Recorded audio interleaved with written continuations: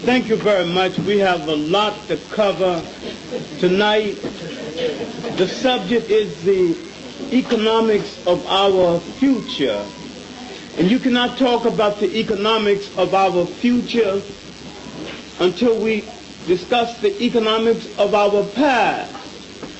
Because the past is always with us. The past influences the present. It makes the future. I want to go way back and look at something. Too many things that we forget. Too many things that we have forgotten and how we survived on this earth. And it calls to my attention something that came to my mind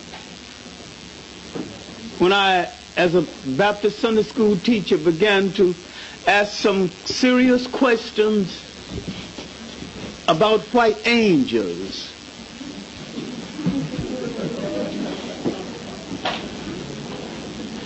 All the people who died in the world, all over the world, only the white angels got up there? Where are the rest of them? Because we know so much about the economic system of our oppressor,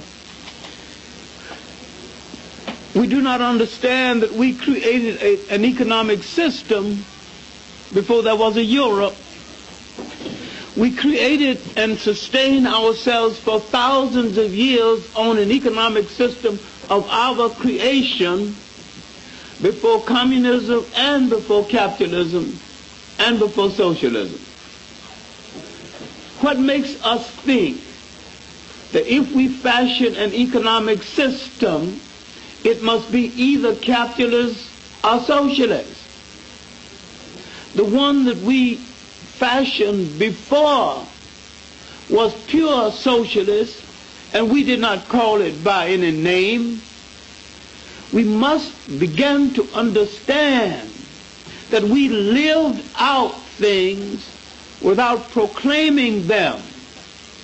And our economic system related to our cultural system and our spiritual system. We did not have to say we are our brother's keeper, because once you have to say it, I suspect you don't want to do it. But once you mean it, you don't say it, you just go ahead and do it. Now, what kind of economic system am I talking about? Because no one can exist without an economic system. No one can exist without a spiritual system, because the spiritual system feeds into the cultural system. So we are talking about three things here that the African people of the world were able to combine into one, because the priest was also the scientist, and the priest was also at the heart of the basis of the culture. Now, how then could people sustain themselves for thousands of years before they knew there was a European in the world? It is hard for you to stretch your imagination to realize that the only functioning world of one time in the world was you. And you didn't go to ask anyone to erect a system for you, because there was no one to ask. And years before Europe emerged, you couldn't ask them, because they were in disarray and in confusion about what kind of economic system they had to have. Once you separate your economic system from your cultural system and your spiritual system, you are in serious trouble. The Africans were able to tie this system all together as one and the same. And this is what I'm trying to ask people to get back to. I am not saying that you need to pray before you eat a piece of bread. I'm saying that once the totality of the spiritual and the cultural meet They create the economic system because the economic system is based on basic needs. You did not say give to each according to his needs. You just did it. You do not say in this economic system before the interference of Europe that a man with 6 children deserves more space and more food than a man with 2 children. You just did it. You did not say that there are people in your family and in your community that needed basic protection and consideration. You just did it. Now, what kind of economic system did we have in a community at a time when there was no word for jail because no one had ever gone to one? No word for old people's home because no one had ever thrown away grandma and grandpa. No word for orphanages because no one had ever thrown away their children. We are people politically naive and culturally naive because we have bought someone else's concept and neglected more important concepts of our own. Looking back at my own growth in my own childhood, looking back at the communities where I lived, there was an economic system of survival, and this survival was one of the great miracles. And if a people can survive before the American Depression and after the American Depression, they can survive anything in front of them. And when I look at the economic system in a community where no man made over $15 a week, some had 9 children, ours had 6, subsequently 9, how did we survive? What kind of personal economic system did we have in our home? My father made $14 a week. The rent was $8 a month. Every one of those children had to have at least 1 pair of shoes a year. You got that 1 pair of shoes. You kept them on until the first robin of spring, and you took them off. Got to the point I hated robins.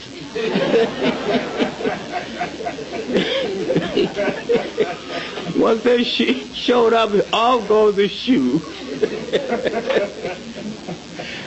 First frost in the winter, you could put them back on. You simply didn't wear them during the summer. When you got industrial and do a little catting, pick a little blackberries or dewberries, well, you suddenly don't know what a don't know what a dewberry is.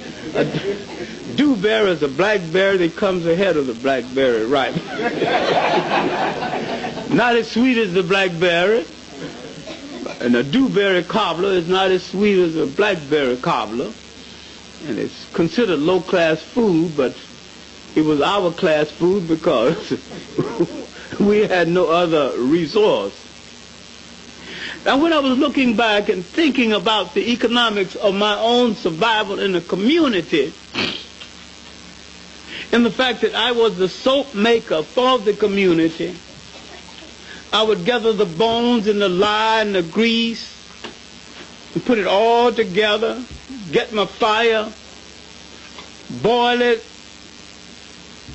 let it cool down, pour it out in a platter, cut it into bars. I never remember any money exchange at any time. You would go to a lady, she's got 6 children, well, that's kind of a 3-bar family. You didn't say, because all you and your youngest, you need 3, you need 3 bars. You didn't argue with anybody. You didn't badmouth anybody. That's a 3-bar family with 6 children. It would take about 3 bars to wash all of those clothes. So you gave it. Go to another one, that's 2. Go to another, but single, that's 1. But everybody shared in the commonality of of soap, basic soap.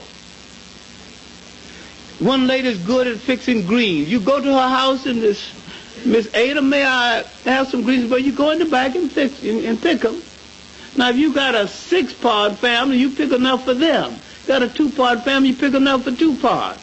You didn't overdo it. And you left some for other people. The lady across the street, she's good at tomatoes. So you go there and pick, you got a whole salad, you got a basis of a dinner in the whole neighborhood and not Nicholas Pie. What are we talking about?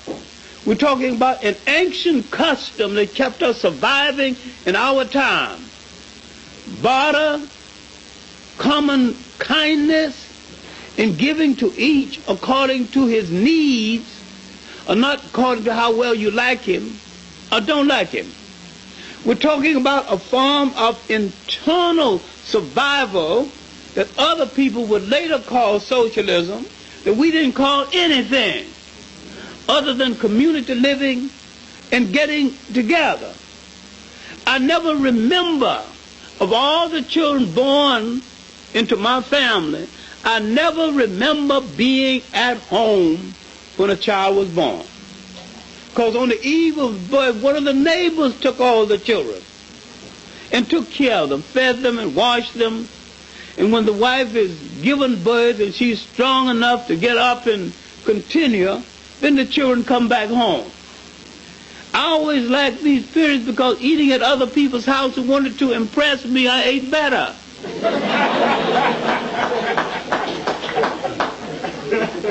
This was not only an economic thing, this was a spiritual thing and a cultural thing, and you cannot separate one from the other, because if you take away one component, the other is weakened to the point where it is no longer real.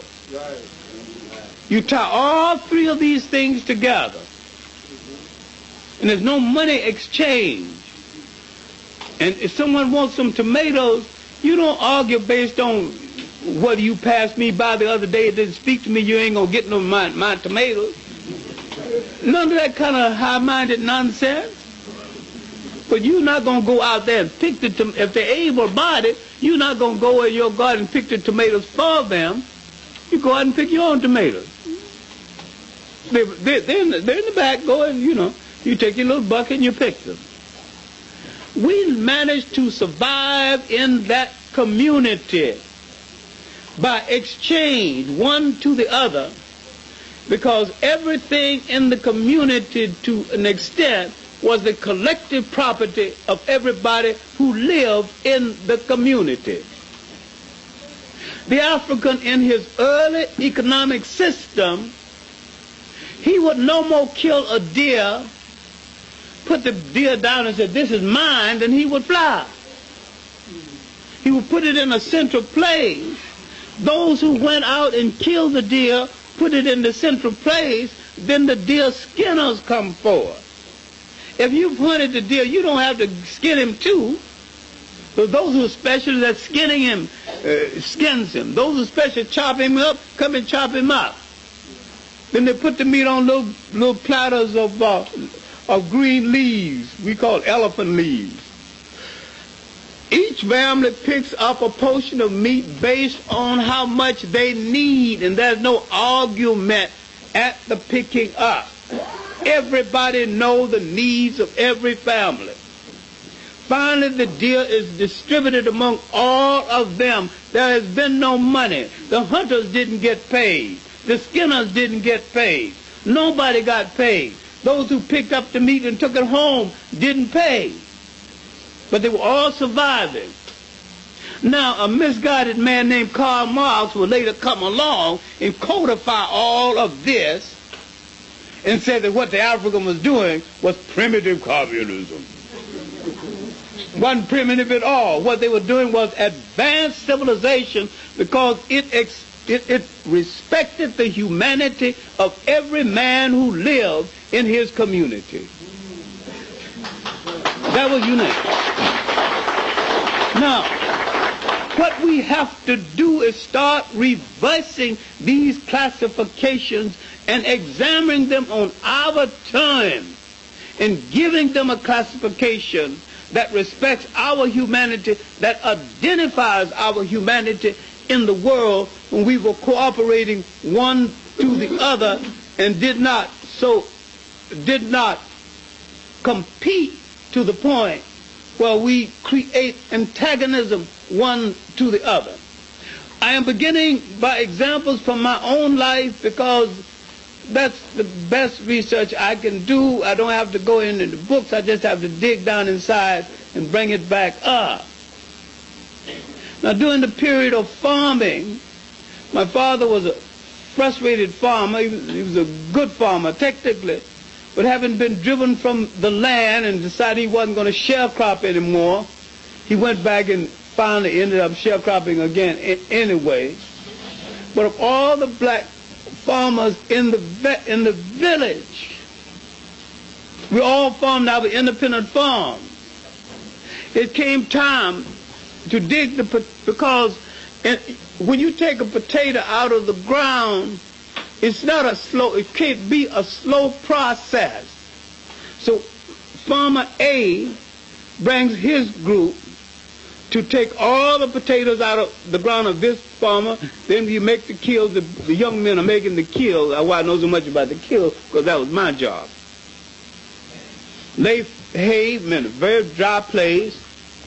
Lay down the hay, take corn stalks and make them up almost like an Indian teepee. Then put mud up against all of that so it'd be almost waterproof and airproof. You put your potatoes on the soft bed of hay, and they'll last all winter. Once you get this one potatoes done, you go to the next one. I mean, there's no exchange. And but I'm going to dig my potatoes on a certain day, bring your hands.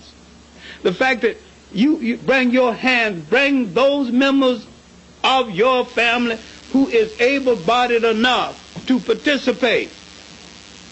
And when you say, I'm going to dig tomorrow, you bring your hands. Oh, now suppose you only got 2, and this one has got 6. You don't argue about this. So many things we argue about today, people didn't argue about. No, what could he do? He's only had 2 hands. 2 boys and himself, maybe 3. And he's not apologizing for having 6. And he's not boasting about having 6. And he's not saying, I brought 6 hands to your potato digging, and now you only bring 2 to mine. We argue about nonsense, human things that we can't do anything about. What do you want? His wife to go to rush to the bedroom and produce some more children? What? I mean, what we were practicing was a form of Christian humanity, one to the other. We were not engaging in an argument because all of us had to survive. When it came the time to raise a roof on the house, no one man can put a roof on the house. The roof is fixed off of the house, then you got to pick it up and take strong men to raise it and put it on top of the frame. So you ask for the strongest hands you can get. And all those strong hands will eventually have to raise the roof for themselves and have to call on some of the others to do the same thing. What we are dealing with an absence in our culture life that we need to get back again. Once the fall of certain members of our family, once we no longer had a place for grandma in the home, we had dismissed our Supreme Court, and our culture is in trouble. When you could no longer give the boy the stimulus and the strength, saying, go to grandma, grandma take care of it. And I just love to go to grandma, because the minute I get in a little trouble, grandma says, send the boy to me. I start feeling good. She's over 100. Now, how hard can she hit? She's going to the motion of punishing me. And I swear she was hugging me. Those licks didn't feel like no licks. give me one whack and put her arms all around me and scold me with her eyes and give me another, you know. And when it's all over and I finish my fake crying, pour me a glass of buttermilk and give me a cold sweet potato. That's love. Grandma and Dad.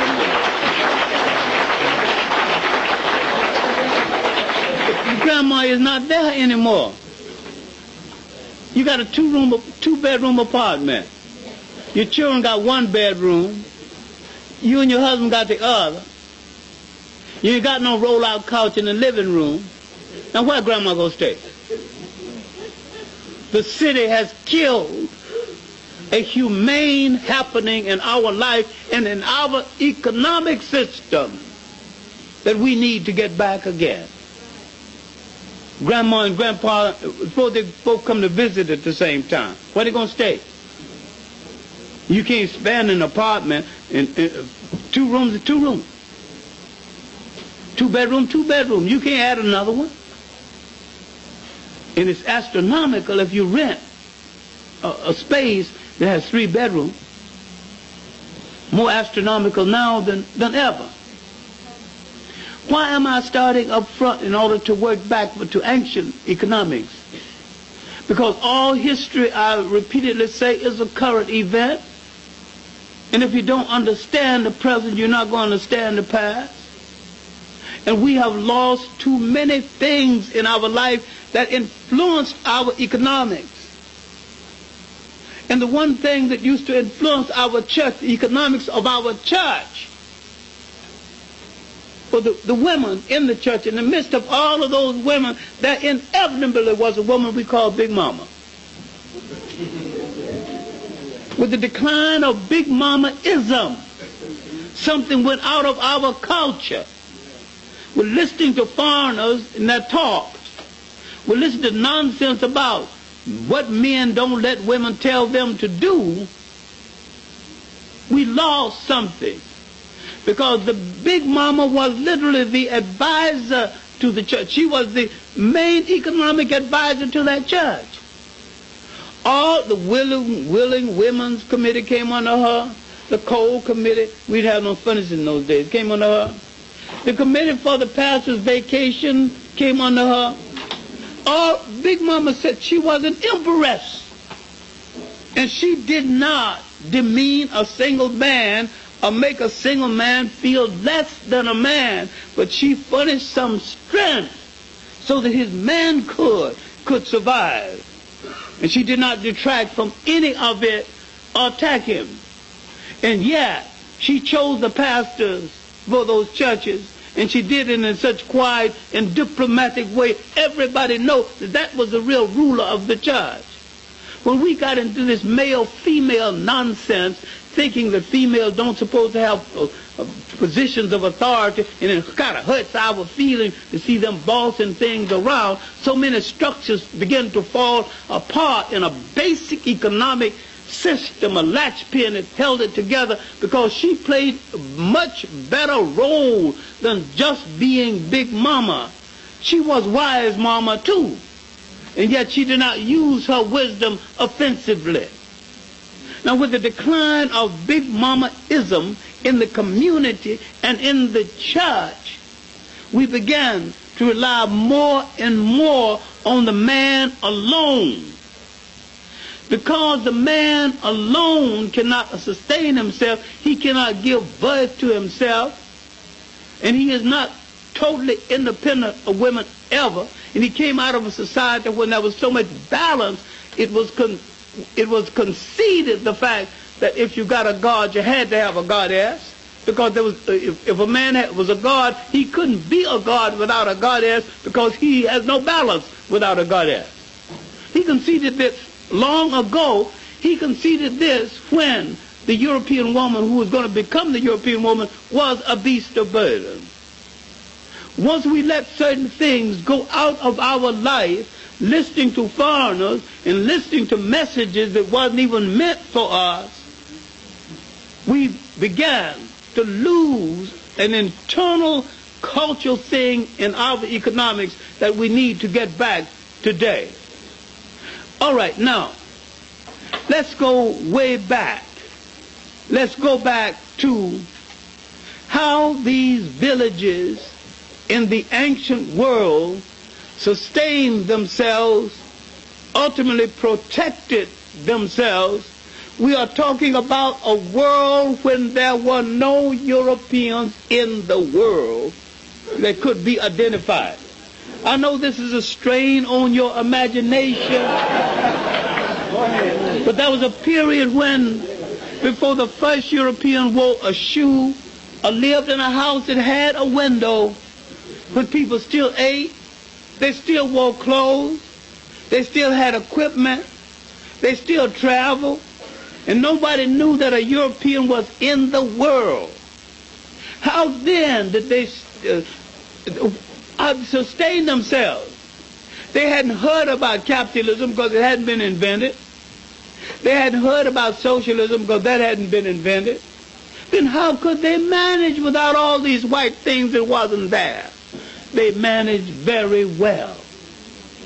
They managed very well because they realized something.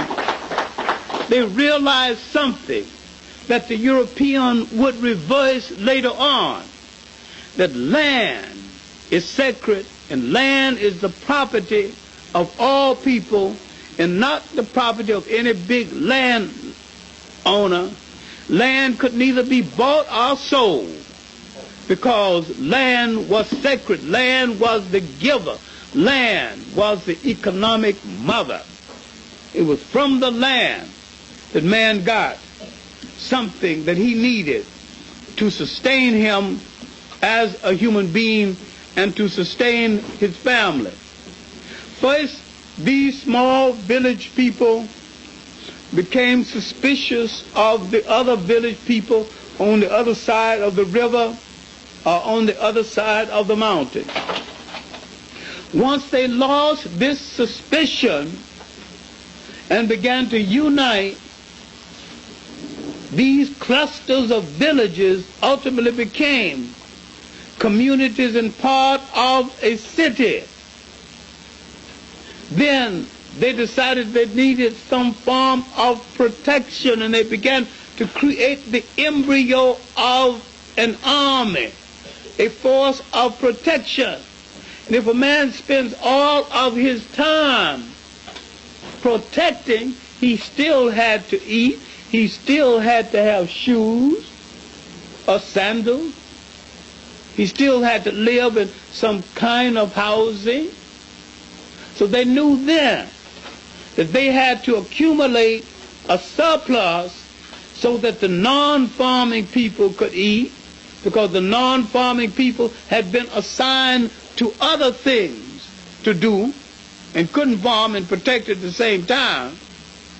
Now they understood something about distribution. And because the priest was the guardian of the wealth and not the owner of the wealth, he presided over the wealth to make sure that everyone got their proper share. And when two people married, it was his responsibility to make sure they had enough land to feed their respective families. Then, in the river valleys of Africa, an economic factor emerged that is not only good for that time, it is good for all time. They began to produce a kind of food that did not perish so long as it's kept in a dry place. It kept away from water or moisture. They began to produce a bean, dried beans, that they could thaw out any time of year, add another substance, and have a meal. When this began on the river valleys of Africa, and people moved down the Nile from the upper to the lower Nile and formed a city, and a people would later be called the Egyptians, when they began the great period of building, They had no multimillionaires to say, I've got to accumulate so much money, to get this pyramid built, and read my lips, I will not increase the taxes. Wasn't no taxes. And yet they got it up there. Use your imagination. What kind of economic system that people had to have in order to build structures of this nature? The man building the structure couldn't farm and build the structure at the same time. And yet it has been proven that the man building the pyramids was indeed a farmer. Once the river lost its erratic temperament and began to overflow with consistency, the farmers knew exactly when the river was going to overflow, so they would get out of the way of the river. In the long months when the river is rising and spilling that rich soil along its banks, what are the men going to do? You can't farm during that period. It's a marshland. So someone hit upon the genius of building great structures. And if you go to Egypt, every single great structure, every single temple is on a rise away from the river where the water could not have touched it. Now, in building the Aswan Dam, to show you what modern stupidity can do for you, in building the Aswan Dam, now I had a clash with the American Communist Party on this, and eventually I had to tell them to go to hell. I said that because I'd gotten this from Egyptian engineers, that Russia built the dam so fast, they threw the natural flow of the river out of balance to the point where water is now seeping under the Sphinx and under the pyramid to the point where some of them might fall down. Now, these ancient African engineers, 5,000, 6,000 years ago, they knew where to put those buildings. Away from the water, away from the moisture. Modern food, with all their engineering school ability, now builds a dam that ultimately is going to destroy most of the great monuments in Egypt. Because they built the dams where the water flows in such a way it seeps under the monuments on the upper bank of the river. My point was that America should have taken the job because they have more experience in building dams and smaller booster dams as against large monumental dams. The Russians built it to outdo the Americans. The Americans had been requested to do it first. The way the Russians built it, 3 or 4 villages were flooded, and a few thousand people died because they refused to move out of their village. Monuments are under the ground that need not under the water. They need not be under the water. This poor engineering did a damage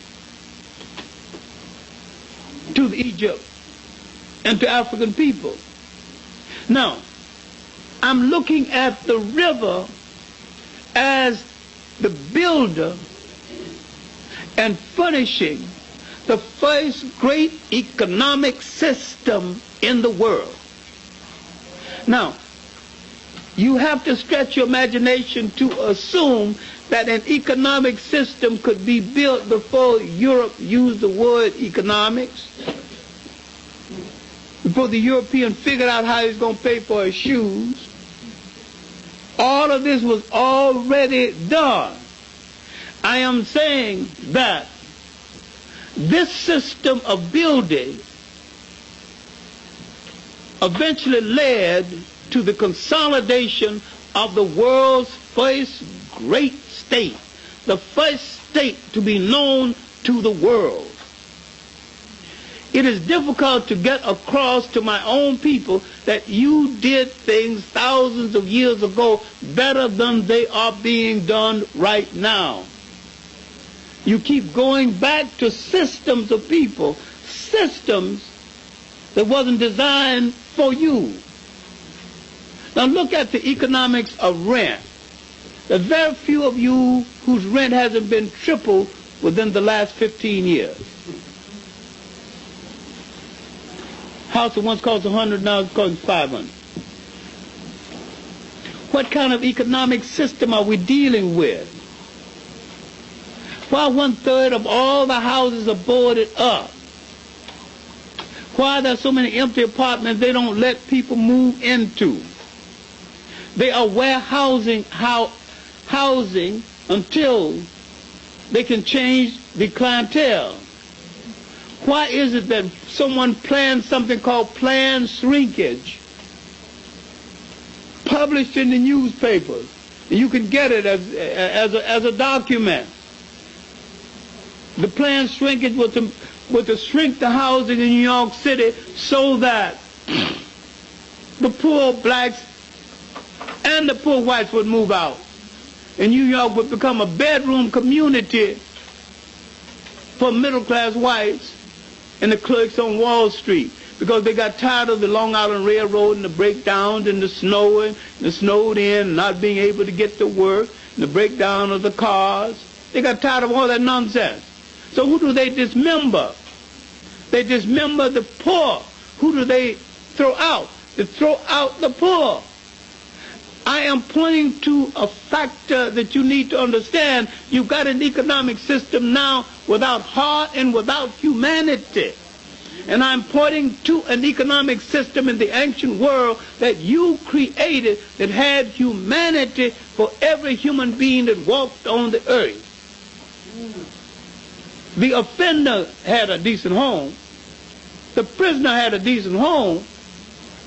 And whatever faults existed in that civilization, everybody had enough to eat. And this was brought about through the world's first massive agricultural system of farming. And barter trade, where you trade goods and services without any trade of money. The economic system of the world began to lose its humanity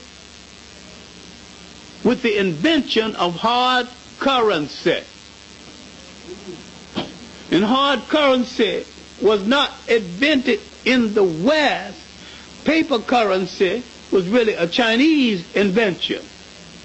And the Chinese invented paper currency to keep from carrying the burden of carrying so much hard currency around. There was a time salt was the currency. There was a time cowrie shells was the currency. Different things became currency at different times in history. Now, when you look at the ancient African concept of survival and feeding and clothing, it was based on his spirituality. And the spirituality dictates this is a human being. He needs covering. You don't argue the cost of it. It's a human being like myself. He needs certain basic things. He will get it. These same systems existed in the Pacific. It existed in the South Sea Islands.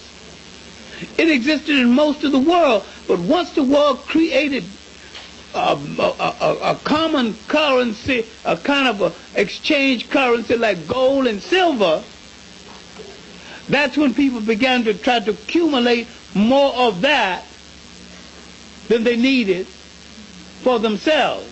Prior to that, man took what he needed, so there was always something left for others. And the economics would change. All right, now, this ancient world continued with this economic system It had its armies. It had its basic defense. It had all the basic things they needed to move from one place to the other. In all the investigations of that ancient world, there was no hunger. There was no homeless people. And yet people travel, because protection and economics was built into the culture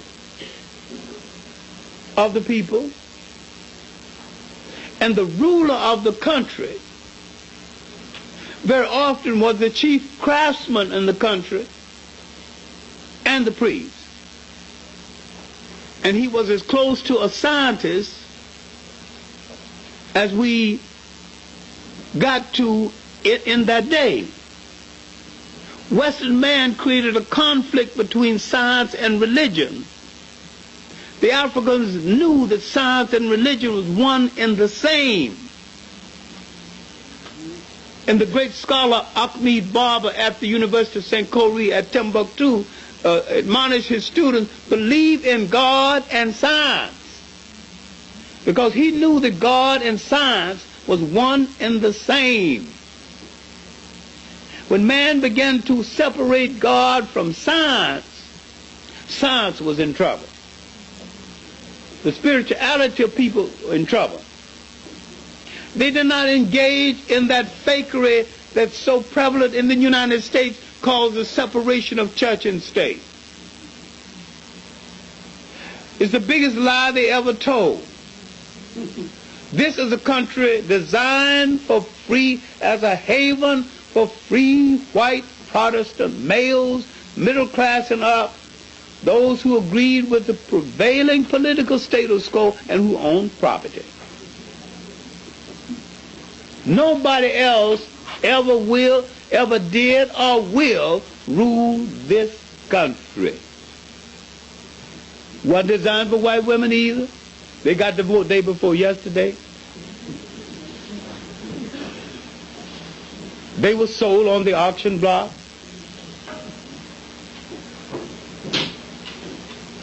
Wasn't designed for the Jews, because they have illusion. Wasn't designed for the Catholics, although they're the best politicians in the world, religious politicians, of course.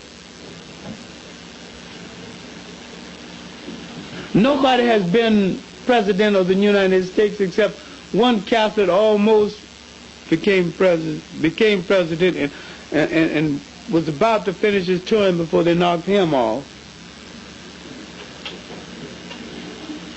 The little Greek with his Jewish wife, he wasn't going to become a president in no kind of way. Because he had two elements the United States wasn't ready to deal with: his Greekism and his Jewish wife. They don't want no kind of Jew to become within smelling distance of the presidency. They're not our rules, it's their rules. So when you look at the nation, way a nation is designed, you will understand the economic system that governs that nation. The free white Protestant males must prevail on the top.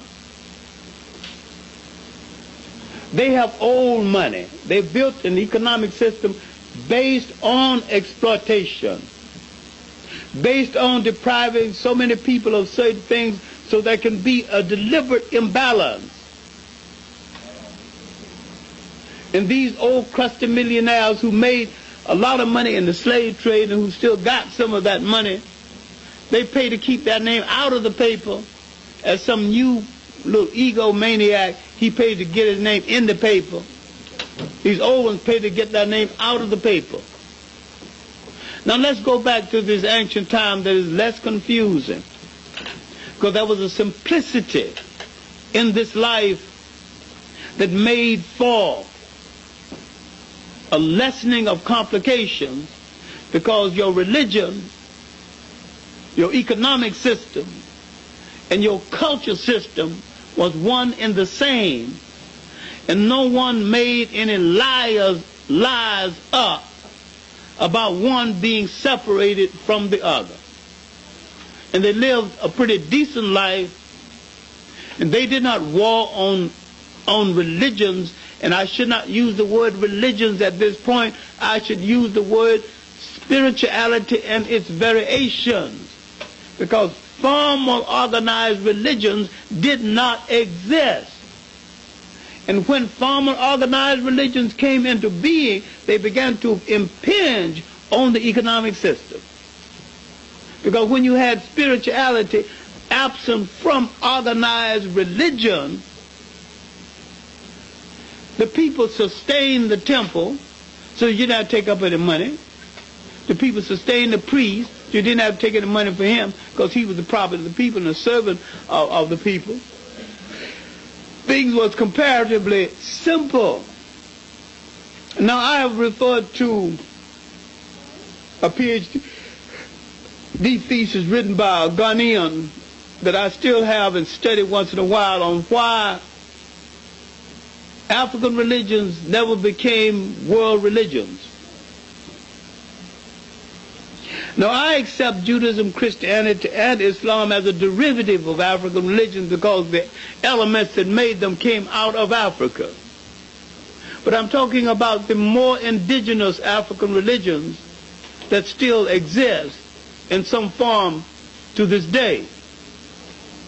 And the young student in his PhD thesis called attention to the fact that in African religion there was no vast decoration, no silk robes with piping, no fancy organs that had to be paid for. There was a simplicity, and the people maintained the priest, so the priest didn't have to ask for money inasmuch as he was given everything he needed to sustain him. When he had to travel one place to the other, he was taken. So what did he need money for? And these religions that had no money exchange, but these religions supported a common economic system that made sure that everybody in the society had a share of everything in the society. And when there wasn't enough, they called a council and they moved to other places, scouted other places, and moved to places where food was more abundant, where water was more plentiful and dependable in its supply. Now I'm saying again, once you look at the economic system of this period and look at the economic system of any people in the world, the economic system ties with the cultural system. And there's three things you absolutely must have in good supply: land, water, and women. Land, because without land you can't produce any food. Without water, life will not sustain very well, very long. Without women, you cannot replace and reproduce your generation. And any time one of those items are absent, you're not only in economic trouble, you are in cultural trouble and you are in spiritual trouble. Because the Greek Tacitus said, man plagued by hunger and cold pays no heed to God or the soul. It is difficult to be spiritual if your child is hungry and you see somebody else with a loaf of bread. It is difficult to be merciful given that situation. That means that one of those items are somewhere missing in the economic structure. All right, now, this continued until they encountered foreigners. And these foreigners did not understand the system and began to take more than their share. First foreigners coming from Western Asia. And once the first foreigners were expelled, 1,000 years of building and structure would pass, and economic well-being before the foreigners came back again. The Assyrians, 660 BC. Then the Iranians, 550 BC, under the general Cambyses. And the Iranians were so bad in the wrecking of the economic system, but the wreck of the economic system also wrecked the cultural and the spiritual system. The invader is no respecter of kith and kin. The invader is no respecter of the culture, because the first thing the invader sees is the woman. Now, when you interfere with the people's supply of land, water, and women, you have interfered with their economic system. Because you've also interfered with their cultural system, you've also interfered with their spiritual system. The ancient African kept all these systems intact, and they did not get out of being intact until the coming of the foreigners. Now, with the Iranians, who then call themselves Phoenicians and some other phony name, which isn't true, the Africans cried out, "Oh God, if you cannot send me a liberator, send me a conqueror that will show mercy." And true to his word, Alexander did show mercy. Some people say I let him off the hook.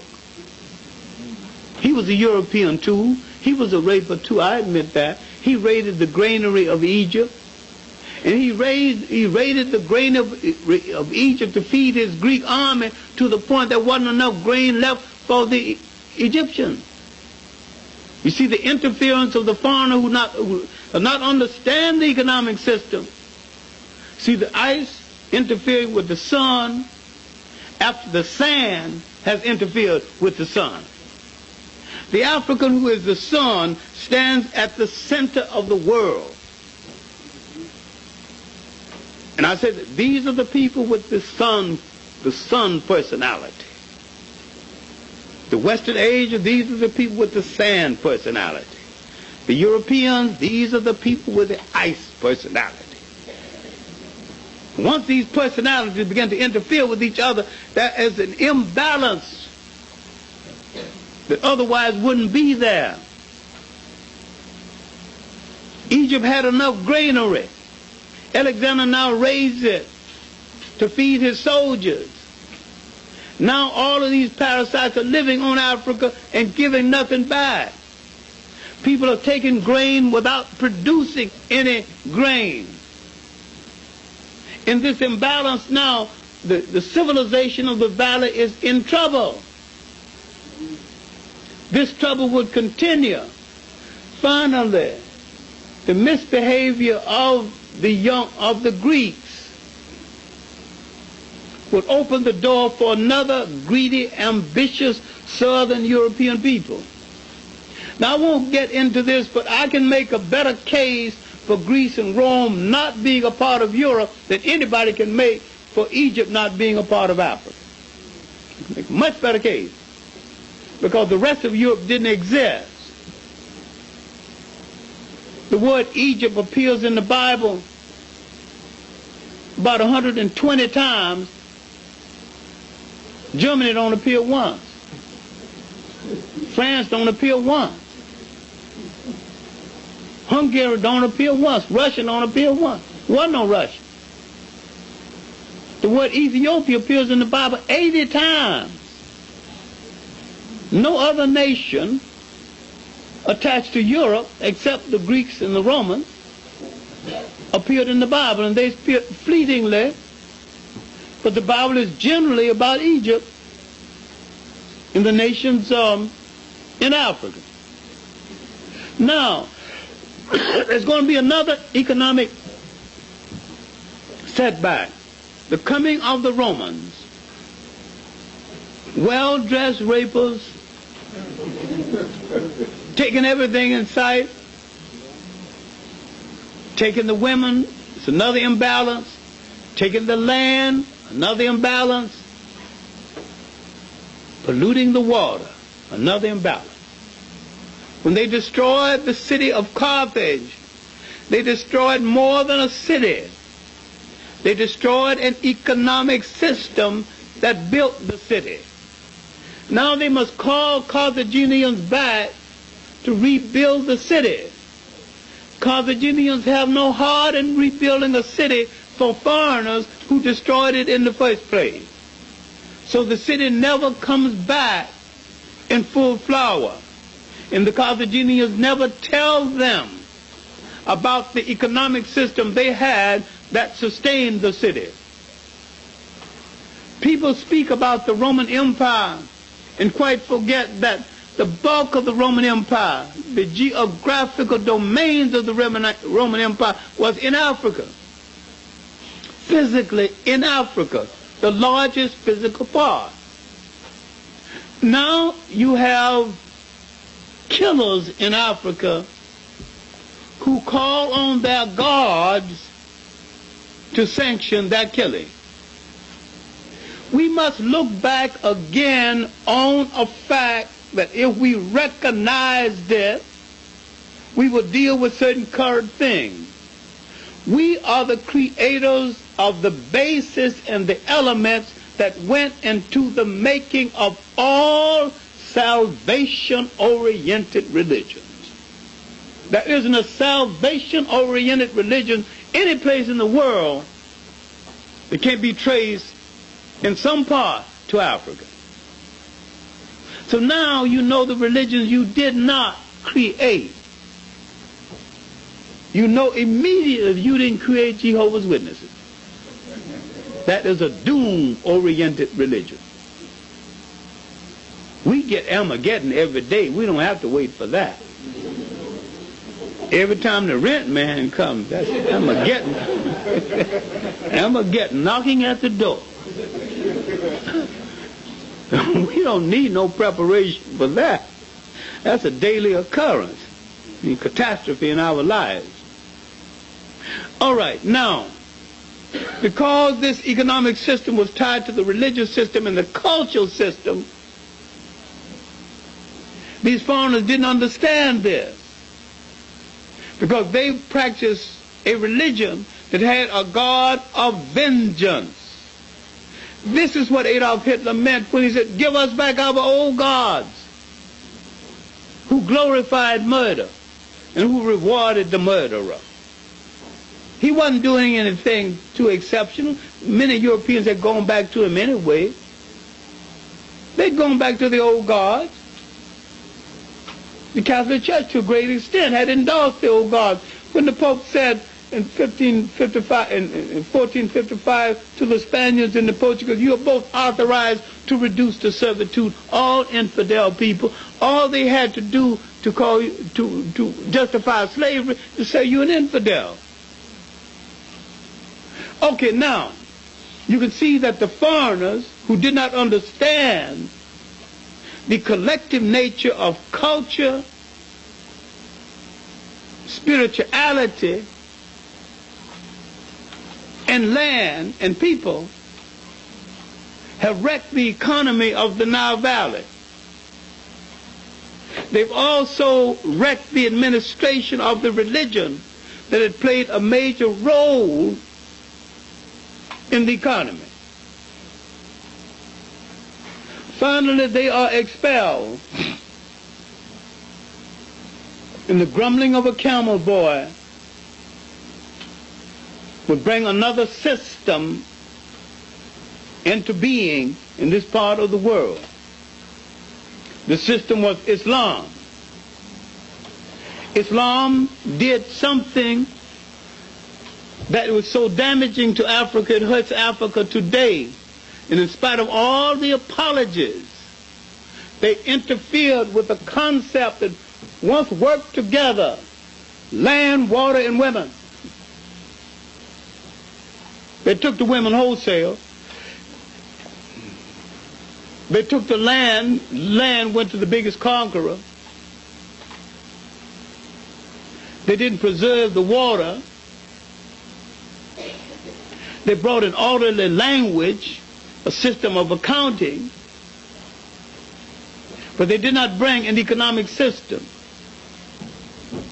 Now we have to deal with one of the great fakeries in history. The myth of Arab science.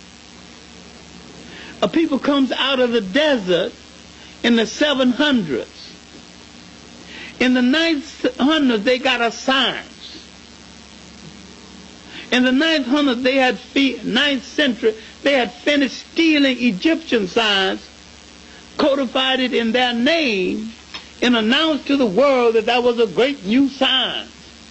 Europe fell for that job and began to almost be beholden to Arab science, Islamic science, like the Americans and the Europeans later became beholden to German science, until the Japanese studied German science and out-scienced them. But this myth of Arab science gave the Arab an intellectual position in the world that literally made people afraid of him.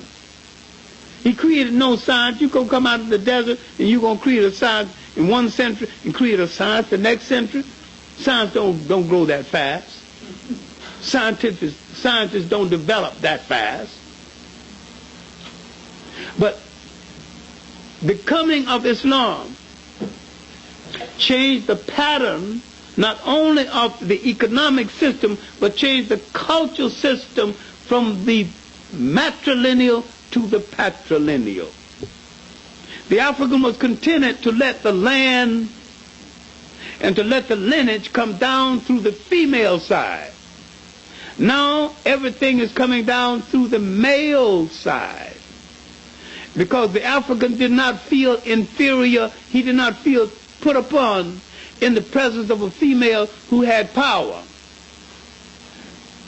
And the matrilineal assured her of power. Didn't assure her of power just because she was a female. She still had to wait her turn. When it came her turn, no one could keep her from assuming the responsibility of her turn. Okay, now, the Romans eventually were driven back into Europe. We're talking about economics now. And they began to create an economic system in Europe that has influenced them from that day to this one. Feudalism. Feudalism didn't disappear. Slavery didn't disappear. They were merely transformed. Feudalism became capitalism. Slavery became economic exploitation. The transformation of the system as against the elimination of the system. Now, if we're going to have an economic system in the future, we're going to have to look at the economic systems of the past. We're going to have to look at Islam as a new economic system, more economic than spiritual. Because it began to dominate everything. Now we're looking at the challenge to Africa.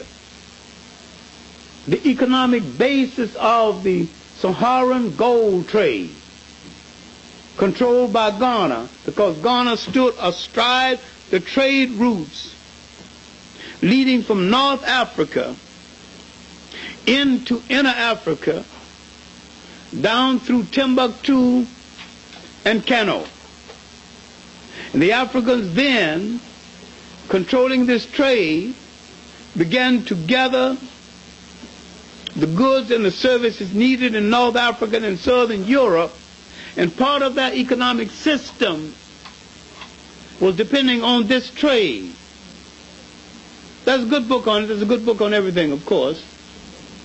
The Golden Trade of the Moors is a popular book on the subject. But a more scholarly book with more information on it by the same writer, E.W. Bovell, is Caravans of the Old Sahara. There are many books on it. That just happened to be one of them. I think Eleanor Hoffman's work, Land of the Evening Star, dealing with Spain and the land of the Moors, is a more readable book on the subject. There's an excellent work in French by one of the best African writers in this area, Cézanne Moody. And it deals with Timbuktu as a commercial city. Then if you forgive the modesty, there's also a moderately valuable article on the subject by John Clarke called The Search for Timbuktu and the Africans in the Conquest of Spain. Another article called The Africans in the Conquest of Spain. If you want to deal with the economic impact of the Europeans on Africa's economy, there's a much longer article in a book called The Horizon History of Africa. The ninth book deals with the coming of the chapter dealing with the coming of the Europeans by Edu Boan. And the eighth chapter deals with the impact of the Europeans on the cultural and economic status of Africans that I wrote. It's called Africa, Time of Trouble. Now that the foreigners are coming in with a new economic system, they are throwing out of balance the three things that must be in balance if you're going to have a civilization: land, women, and water. So one of them out of balance and you're in trouble. Take one of them away and you are in trouble. Interfere with the normal cultural flow of any one of them and you're in trouble. Now we see an economic system in trouble.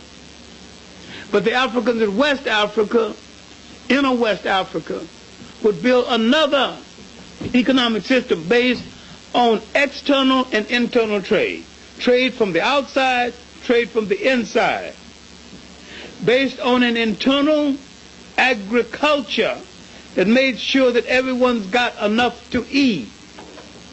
And based on, before the coming of Islam, one of the great gifts of Islam was the embryo of a form of African capitalism.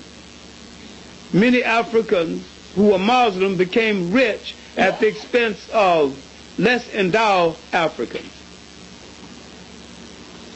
Be that it may, this system and this process of change would last 1,000 years and it would still hold on to some of the older, more humane elements of an African economic system. While along the coast of West Africa, there were traders trading posts down that coast. Africans who sold pepper in Mauritania might also have a family selling pepper in Ghana, and what later to become Ghana. Africans who were specialized in the creation and the marketing of certain things generally had a network that controlled that particular thing.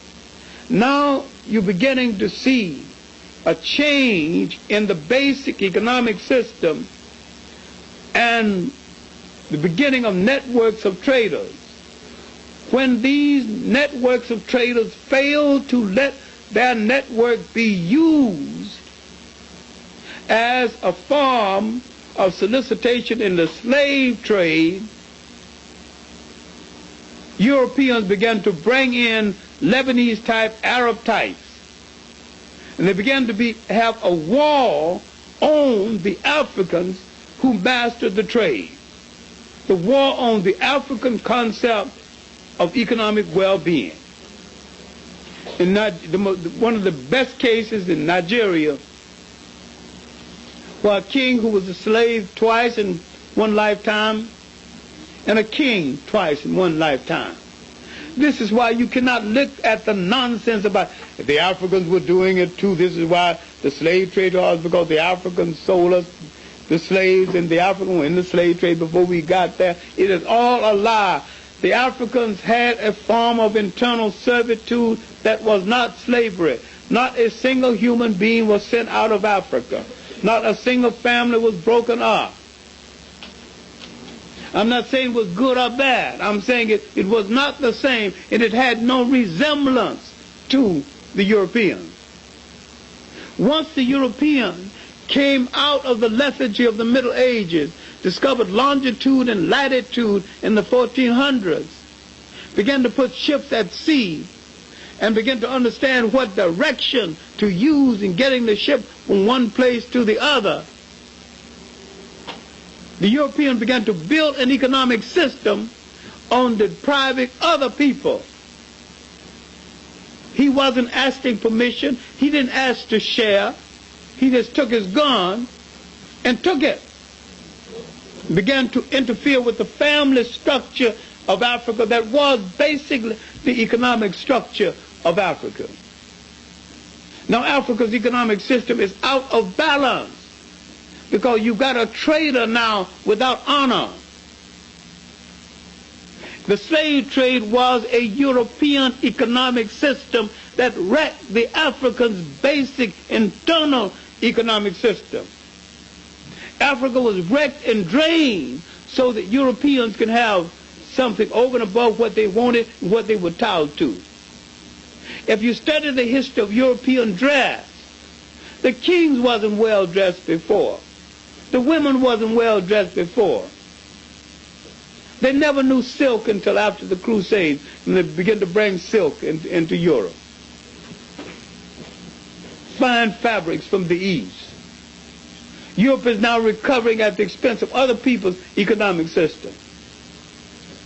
Now they would build with slavery an economic system in the Caribbean because we brought African elements of an economic system with us to the New World. And some of us brought African plants to the New World. We knew certain things that Europeans still do not know, is that the forest was a drugstore. The danger in the world that certain parts of the world, including certain parts of Africa, may become a desert because the Europeans, in their insatiable desire for wood, are tearing down the drugstore. In the forest there were different plants. Along the river banks there were different plants that you could use. The old ladies knew how to identify each plant, and nobody ever got poisoned because no one ever was fed a poison plant. Now, I don't care what you call those old ladies, those old men who with these herbs. I don't care what you call them, but they were chemists. They were scientists. And they were doing a scientific job. Now, when we came to the United States, some of this could be maintained in the Caribbean islands, principally because the families were not broken up as ruthlessly and as often as they're in the United States. And an island is a culture container. If they sell grandma to the other side of our plantation on the other side of you can walk and see her. But in the United States, where they broke up the families often, they didn't even tell you where Cousin Willie went. He'd be sold to one state, he might be resold within a week after he got there. This horse trading. What are they destroying? They're destroying the culture system, and they're destroying the economic system. And yet we managed to build, in the midst of that, some economics of survival. We hit upon certain vegetables that gave us, almost by accident, a balanced diet. And most of them were vegetables white people were walking over and ignoring. Certain greens, certain wild potatoes, certain basic things that we did. Then, for meat, we had to get that part of the meat that white people discarded and make a delicacy out of it. You can have your war against pork if you want to, and you may be justified. But there was a time when that was all we could get, was that part of the pig they threw away. So we made a delicacy out of the feet. We made a delicacy out of the guts, chitlins. We made sauce out of the head, hog head sauce, all different kinds of salt. The Caribbeans made one kind of salt, we made another kind, but we all utilized it. It is little known to us, but prior to slavery, we were not a great pork-eating people. We were not a great pork-eating, we were not a great pig-raising people. When Dr. Ben was in the hospital and they wanted to indulge him and asked him what he wanted to eat, so he said pork chop. They gave him pork chop. Lynn Jeffers, with his busybody self, came in and lectured Dr. Ben that, man, you're just coming out of a stroke, you eat that pork, it's going to kill you. And Ben said that, haven't I told you that in ancient Egypt the Pharaoh gathered once a year and fed pork to his favorite guests because this was the meat of the gods? Jeffers said, you are not a Pharaoh, this is not ancient Egypt.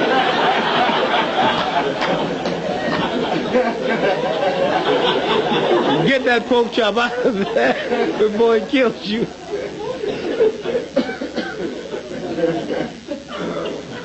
Professor Jeffers took the man's pork chop, and in his first public appearance after he partially recovered from the stroke, he said, I want to make one thing clear. I will be this man's friend, I will help him. But for taking my pork chop, I will never forgive him. And his concept of nation. Now, in the concept of nation, as it visited by Elijah Muhammad, he was preserving the three elements essential to an economic system in the survival of all people: land, water, and women. When you boiled it all down, his concept of nation was to restore to you some of the things that had been taken away. He was a Garveyite. Garvey was an admirer of Booker T. Washington. And so was Du Bois to an extent, though he differed with him, that don't mean he did not admire him. We have to go back and study all of these things and how did people survive before their economic system was interfered with by foreigners. How do you begin an economic system? With self-reliance. If we start making shoes tomorrow, they may not be as good as Flowshine, but you just leave us with those shoes a few years and we'll out Flowshine. Do they not raise in the Caribbean wheat? They can raise a good corn. Now, who told you that wheat is absolutely essential to life? Man was eating before he discovered wheat. And besides, they've got a lot of things that they can use to bargain with people with wheat. Back to barter again. So between the collection of the isles that is agriculturally rich, Trinidad is agriculturally rich. Good drainage, good water supply.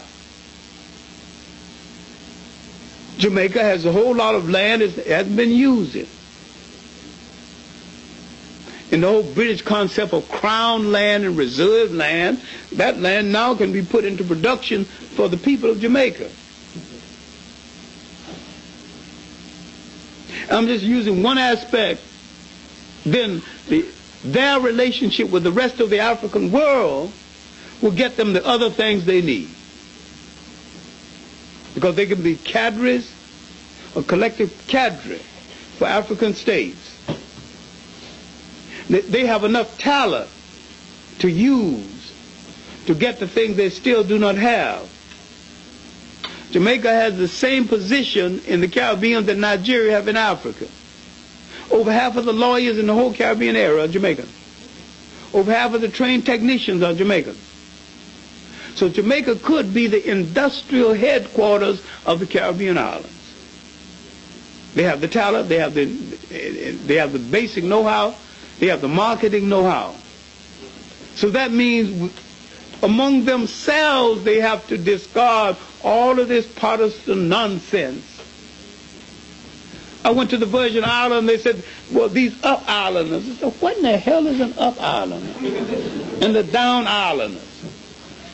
I discovered that in the St. Croix and St. Thomas, the able-bodied local men have spent so much time servicing these unfulfilled white women on the beach that they didn't even have enough local men for police. So I had to send to other islands to get people for police. They said, the down islanders take care of the police force, the up islanders take care of the hotel. The local men wasn't working in the hotel, they wasn't working in the police, they were working on the beach.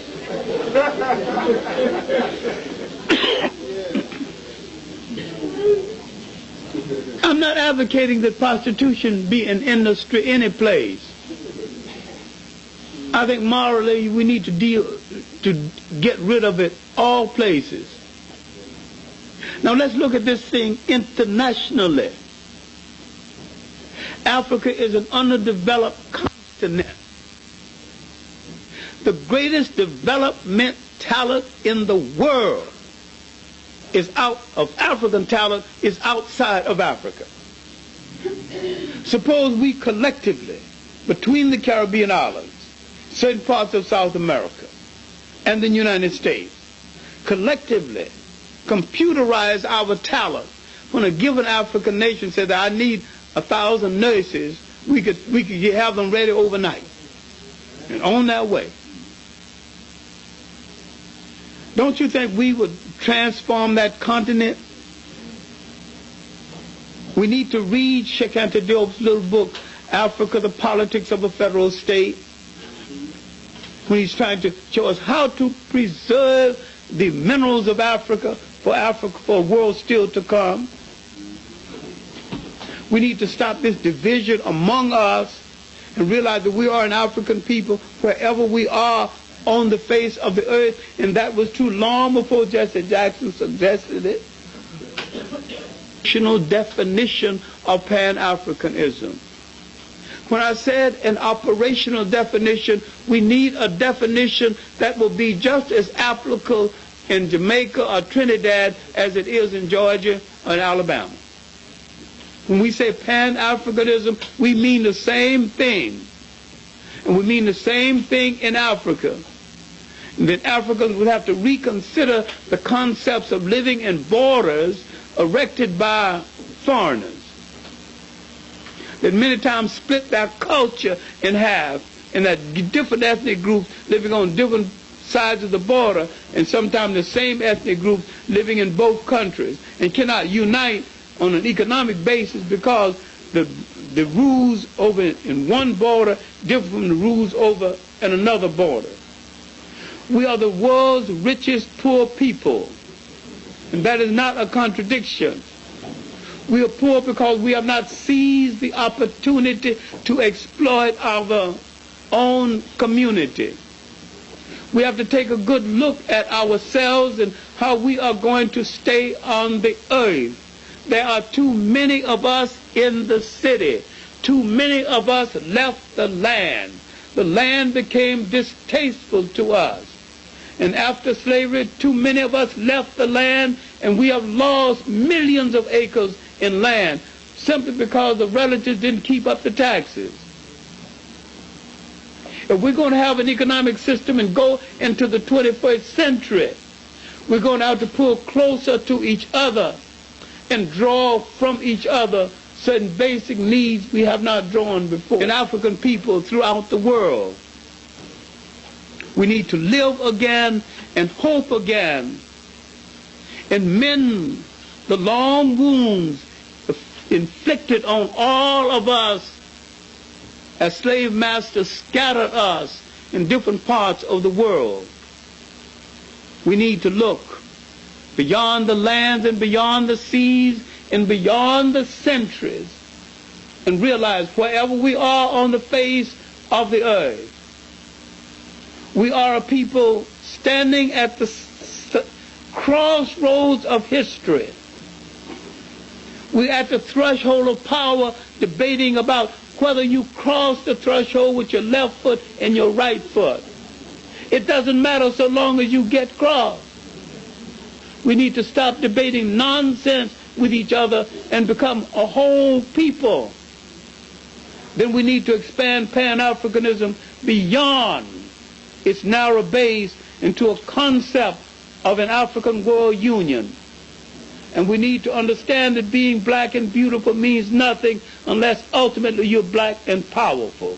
Thank you.